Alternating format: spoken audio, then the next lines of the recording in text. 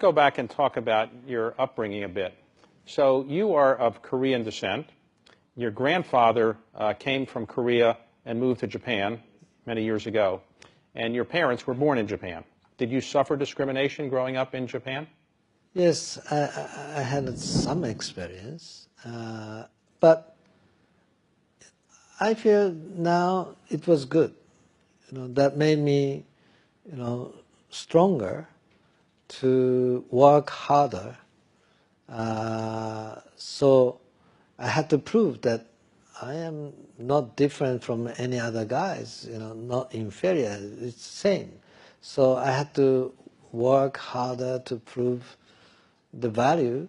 Your family adopted a Japanese name at one point. Well, actually in Japan, there was at some period, Japanese government forced every Korean to change to Japanese name.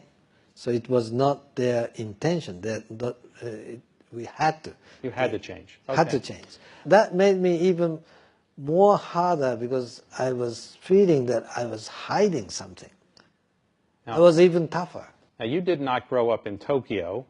You grew up in a relatively small town, is that right? Yes. In Japan? Yeah, in the southern part of Japan. So at one point it is said that you were very interested in meeting the head of McDonald's in McDonald's, Japan. Why were you interested in meeting the head of McDonald's? Did you like McDonald's food, or what was it? No, he wrote a book, and that book became the bestseller. I was so impressed and said, oh my God, this is great. And the guy who wrote about it must be great. So how old were you when you wanted to meet him? 16. 16. So you managed to get a meeting with him. I called his assistant, and long distance call. Back then it was so expensive. I made almost 100 calls, 60 calls.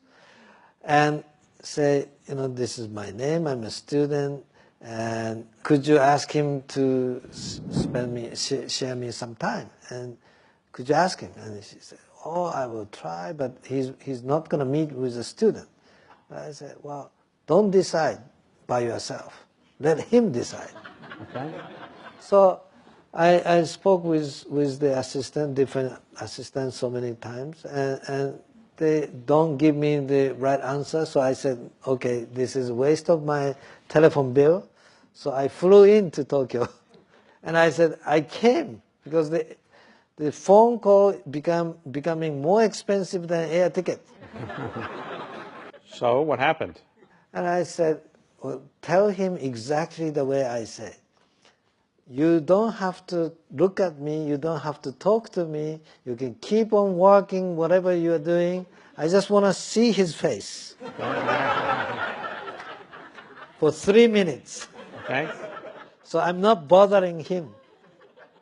I'm so impressed and respect him. I want to see him.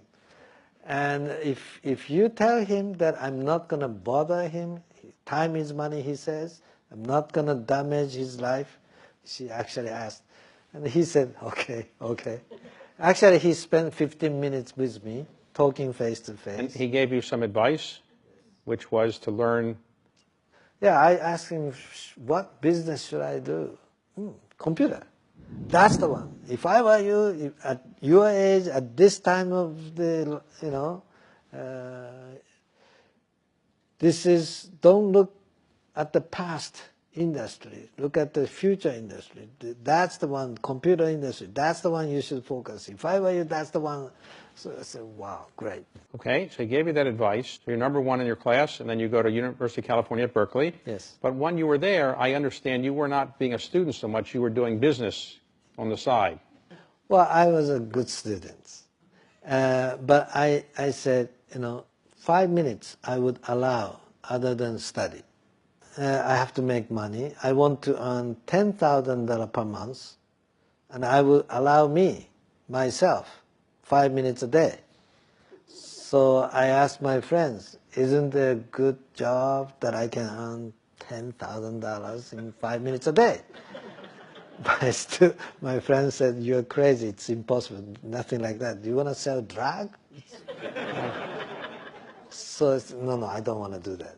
So I said, okay, what is the best, most efficient use of my time? It's invention. It's invention, and I have to file patent. If I get the patent, 5 minutes, if I focus, I can come some idea. I can make some idea. So I set alarm clock 5 o'clock, 5 minutes. And tick, tick, tick. In 5 minutes, I said, come, invention, come, come, right? So I did that. And it worked. It worked. You invented a machine that helped people translate languages? Yeah, that one was the electronic dictionary. The first electronic dictionary, many students use the electronic dictionary. The first one ever made was by myself. First electric dictionary. Yes. And you sold it to Sharp? To Sharp. And you made a lot of money. Yeah, $1.7 million. So what did you do with $1.7 million then? Well, I used to start Softbank. So did you move back? I did one more project. I made another 1.5 million. So I made 3.2 million in 18 months. So that is better than $10,000 per month. Right. I told that to my friend. Look, I got $3.2 million, and I kept working only 5 minutes a day, as I promised you.